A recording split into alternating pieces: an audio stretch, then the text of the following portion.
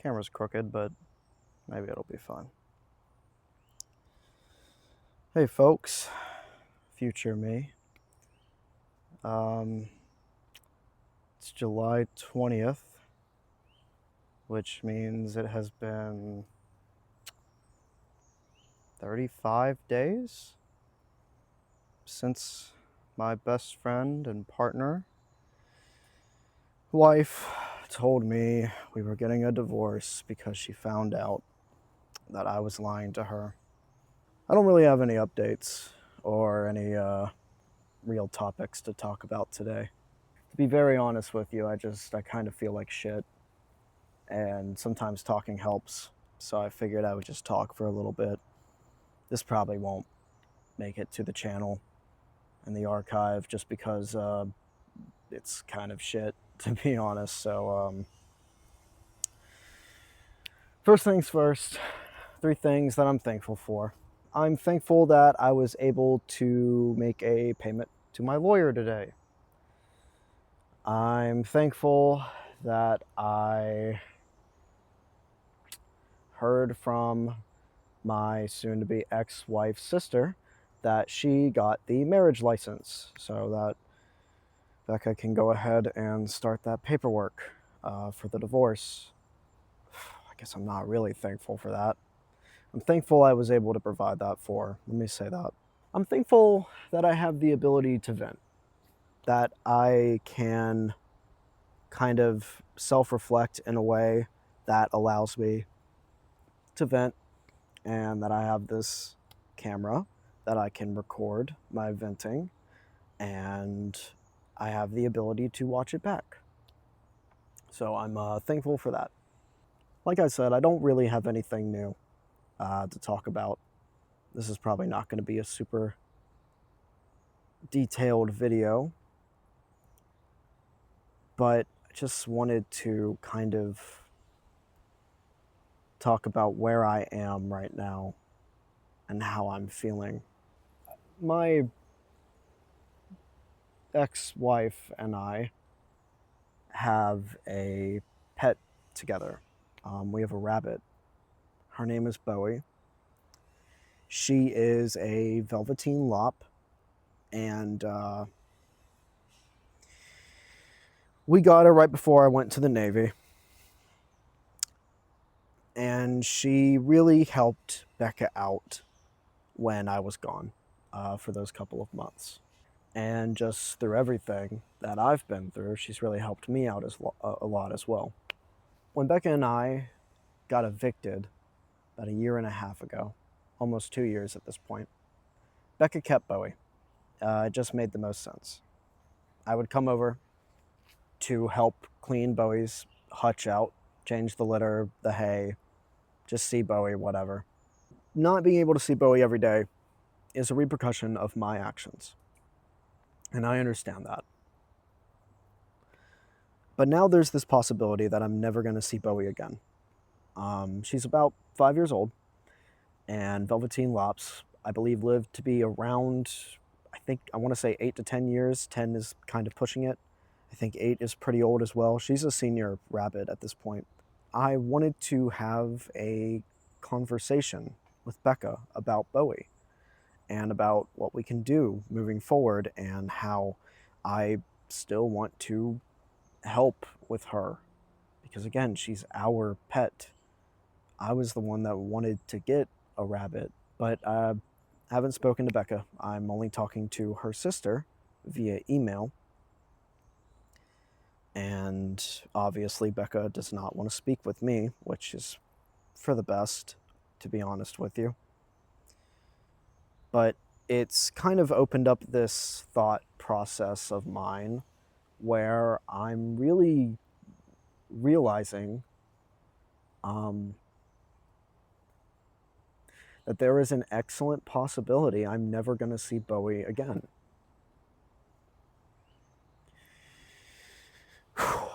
And that is an extremely scary thought, because I love Bowie very, very much.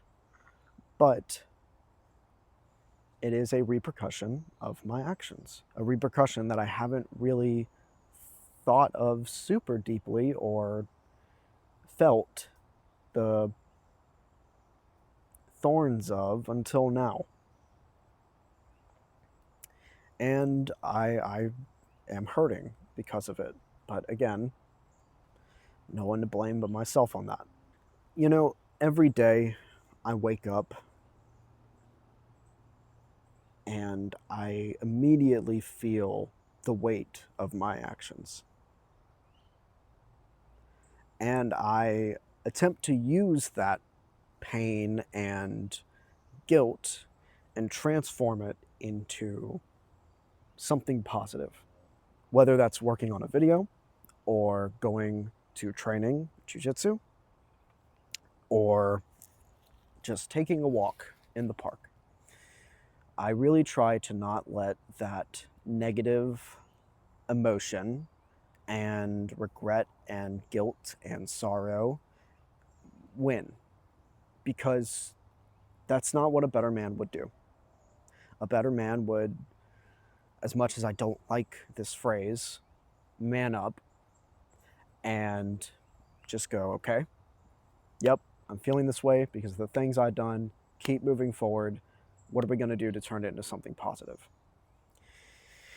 But today's been really hard. Um, I'm really feeling the isolation of today. And I think that stemmed from this realization that I might never see Bowie again. And that's whew, that's really fucking scary. But at the same time, I have no one to blame but myself.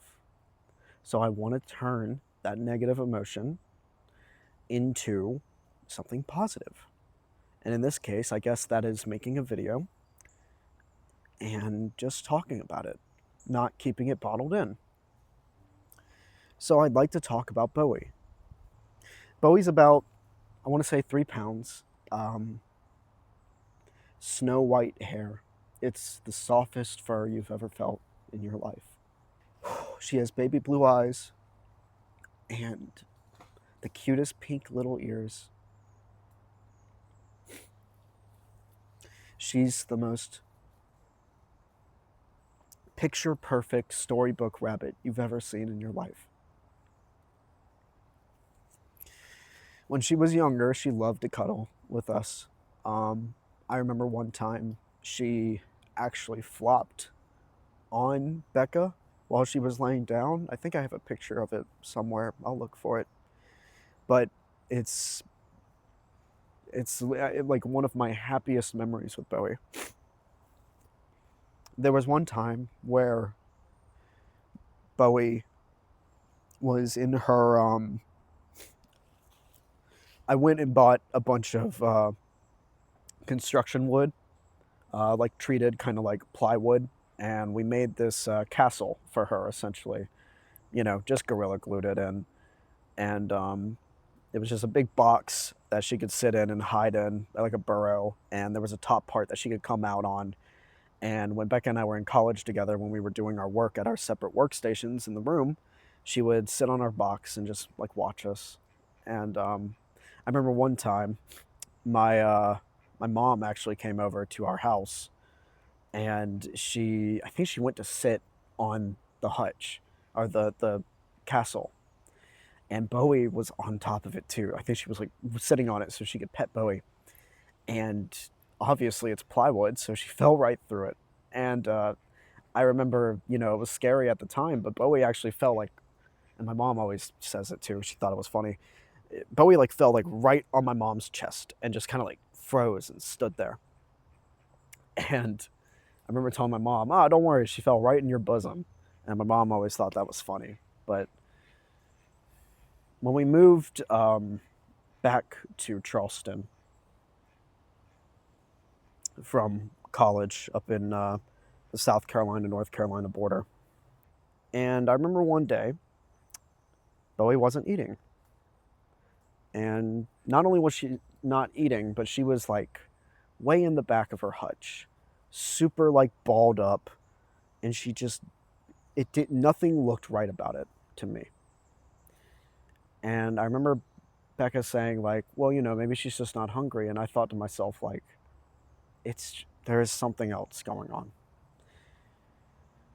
So we got her a vet visit, and the vet told me um, that she had a brain parasite that was fairly, common amongst rabbits. I don't remember the name off the top of my head, but I'll maybe put it somewhere up on screen. And Bowie was extremely sick. Like overnight, she got so much worse. The vet tells us the afternoon after I took her that essentially Bowie has a 50-50 shot of living. And I remember I just cried with Becca because I didn't want to lose my sweet rabbit. But the morning after that, called the vet first thing. Actually, no, excuse me. Um, they sent us a video of Bowie eating some hay, and this was after they performed surgery on her. And I remember just being so happy. And I remember like the feeling of knowing that she was going to be okay. And I think we took her home either that day after the surgery or you know, the day after, and she got better. Now, granted, she had a bit of a head tilt now. Again, I don't remember exactly what it's called, but I'll put something up about it. She got so much better, and she started binking again, and we knew that she was going to be okay. She didn't like to cuddle as much anymore. I think a lot of it is just because of her balance and the head tilt, and I think when she gets picked up after a certain point, she just kind of feels unbalanced and she doesn't like it. So she starts squirming and we put her down. So she doesn't like to be picked up as much anymore. But she's still Bowie. She's still the same old lovable little bunny. I can't tell you how many charging cables and, an HDMI cable. She ate a PlayStation cable. She was the floorboards. My God, the floorboards. Every place we lived, floorboards were chewed. Chews rugs. She's just a little destructive goblin, and the thought of not seeing her again is really, really terrible. It's crushing. Through my own stupid actions, can't see her. I knew the risk that I was taking by lying to my wife. And I fucking chose to do it anyways because I was in too deep and I was embarrassed and I didn't want her to know what I was really doing. And that's a lot of excuses for the wrong answer. But I really never considered the full threshold of the extent of how deep I was in that hole and how much I was going to lose. And I am losing Bowie, my little baby. It's really just kind of dawning on me how there's a very big chance I'm not going to see her again. When I say that, I initially have this thought of how irredeemable and stupid I am for making the decisions that I did that have put me here. But that is not what a better man would do. Me becoming a better man is essential to one thing. There's a bunch of little pieces, but there is one core aspect of it, and it is honesty. And if I'm being honest with myself right now, do I even want to say I've come to terms with letting Becca go and moving forward? I am coming to terms with letting Becca go and moving forward. I am. I haven't come to it yet, but I am coming to it. But Bowie, I really haven't thought about till today. And it is. It is stinging bad. But what am I going to do about it? Am I going to pout and moan and bitch about it? Maybe a little. But what I need to do about it is what I'm going to do. I've already asked Becca's sister if there's some way that I can still provide for her. Because cold dropping Bowie from my life does not feel like the good option. Now, granted, if Becca's sister comes back to me and says, nope, she doesn't want that. It's not necessary. Don't worry about it. Then at that point, I can't really do anything. It's just another repercussion of my bad actions, and we just keep moving forward. If she says, yeah, we'll work something out, then hey, great. I just wanted to talk about Bowie a little bit and just kind of explain that as much as I'm trying to move forward with my life, there's a lot that I still have to pay for. There is far more that I have to pay for than there is things that I can do to find redemption and the ability to move forward from them. A big thing that I talk about a lot is stagnation, and how I'm only really great when I'm doing something that I'm passionate about. And with the loss of my best friend and wife and our mutual friends and my pet rabbit, it just stings. It just fucking stings, man. And I think about every day how I just wish I could have gone back and just told her the truth. But all I can do with that feeling of remorse is learn from it. She told me in our phone call on the 15th of June that I didn't learn anything. And she was right. I didn't. All I learned was that I was getting away with shit.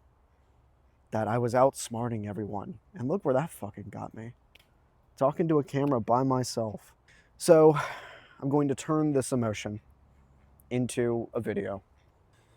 I just really miss Bowie. I miss all of them. All of our mutual friends.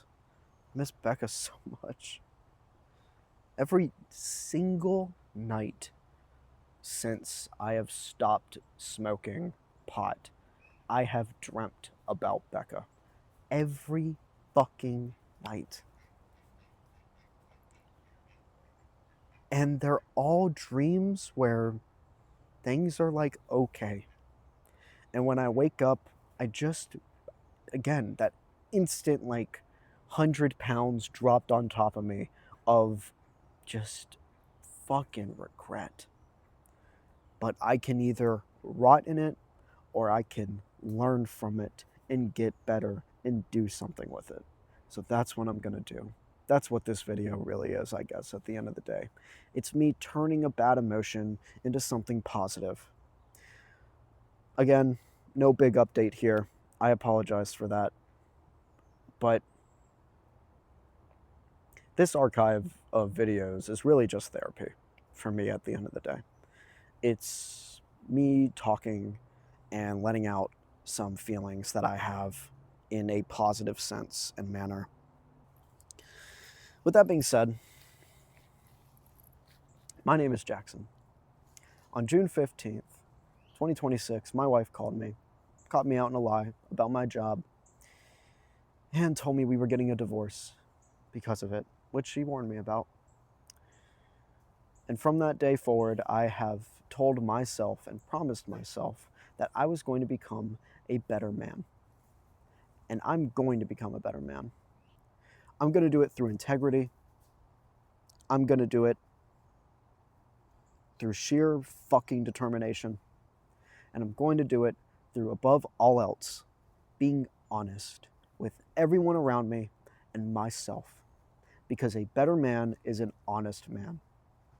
And if I'm being honest with you right now, I don't feel much better. Thank you for watching. Here's to being a better man.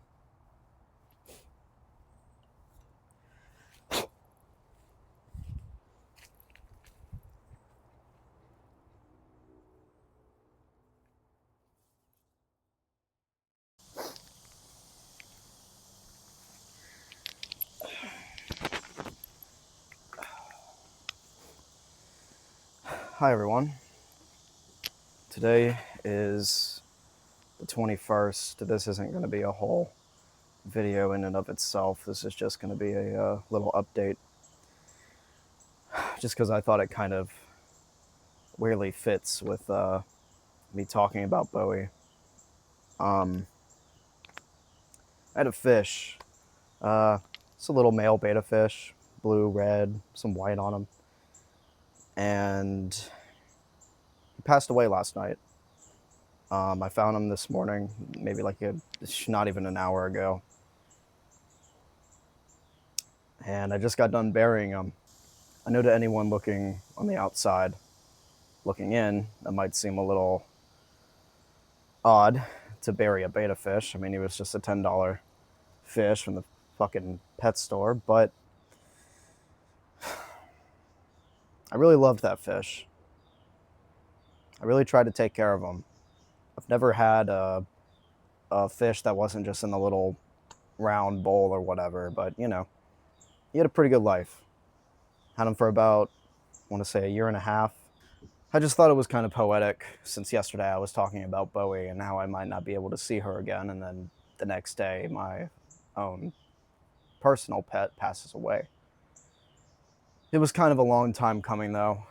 A, they don't have super long lifespans anyways, and B, he had ick, which is this, if you've never heard of it before. And I've been treating it for about 2 months, and he just wasn't eating well at all. I had to literally get like a pipette and put the food right in front of him for him to eat, and that barely worked. But weirdly enough, like 2 days ago, he was eating on his own. He went and attacked the pellet like he usually does at the top of the water, and I thought he was getting better. But I guess in retrospect, it's just kind of that last euphoric moment that a lot of creatures have when they're about to die. They get a big burst of energy, usually a day or two before they pass away. So, but he was loved. He had a good life. There was about a month there, months ago, where I didn't have the ability to take care of him, but luckily my parents were taking care of him. And, you know, God bless them. They tried their best, but looking back on it, I really wish I had that month to kind of just have him hanging out with me. I loved just looking over and just seeing him do his thing. And now it's just an empty tank. I mean, there's 3 snails in it, to be fair, but fish-wise, you know, it's an empty tank. So I just wanted to talk about Baptiste a little bit and sort of grieve out loud. But again, I just thought it was a little poetic that I've been thinking about and talking about Bowie, and now Baptiste has passed away. So